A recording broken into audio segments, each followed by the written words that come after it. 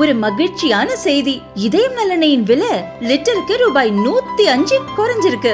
September 2023ல 1 litre இதயம் நல்லெண்ணெயின் அதிகபட்ச விலை ரூபாய் 503. ஆனா இப்ப 1 லிட்டர் இதயம் நல்லெண்ணெயின் விலை ரூபாய் 398 மட்டும்தான் தமிழ்நாட்டுல. அப்ப இனிமே எல்லாரும் இதயம் நல்லெண்ணெய் வாங்கலாம் இல்ல? மும்பையைச் சேர்ந்த பிரபல வைர வியாபாரி நீரவ் மோடி, இவரது மாமா மெகுல் சோக்சி மும்பையில் உள்ள பஞ்சாப் நேஷனல் வங்கியில் 13,000 கோடி ரூபாய் கடன் பெற்று 2018 வெளிநாடு தப்பினர். வெளிநாட்டிலிருந்து வைரம் இறக்குமதி செய்வதாக வங்கி அதிகாரிகளை நம்ப வைத்து போலி ஆர்டர்களை காண்பித்து மோசடி செய்தது விசாரணையில் தெரிய வந்தது. இது தொடர்பாக அமலாக்கத்துறை மற்றும் சிபிஐ விசாரணை நடத்தி வருகிறது. நீரவ் மோடி லண்டனில் கைது செய்யப்பட்டார். அவர் மீது பல வழக்குகள் நிலுவையில் உள்ள நிலையில் நீரவின் சொத்துக்களை அமலாக்கத்துறை பறிமுதல் செய்தது. மெகுல் சோக்சி மட்டும் ஒவ்வொரு நாடாக சென்று கொண்டிருந்தார்.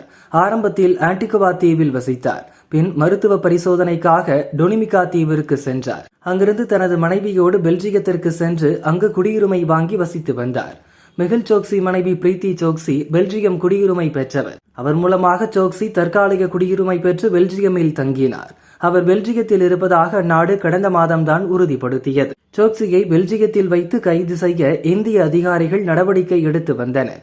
இது தொடர்பாக பெல்ஜியம் அதிகாரிகளிடம் பேச்சு நடத்தினர். இந்தியாவிடம் ஒப்படைக்க வேண்டும் என்ற கோரிக்கையின் பேரில் பெல்ஜியத்தில் மெகுல் சோக்சி கைது செய்யப்பட்டுள்ளார். சிபிஐ கோரிக்கை ஏற்கப்பட்டுள்ளது. தற்போது அவர் சிறையில் உள்ளார் என தகவல் வெளியாகியுள்ளது.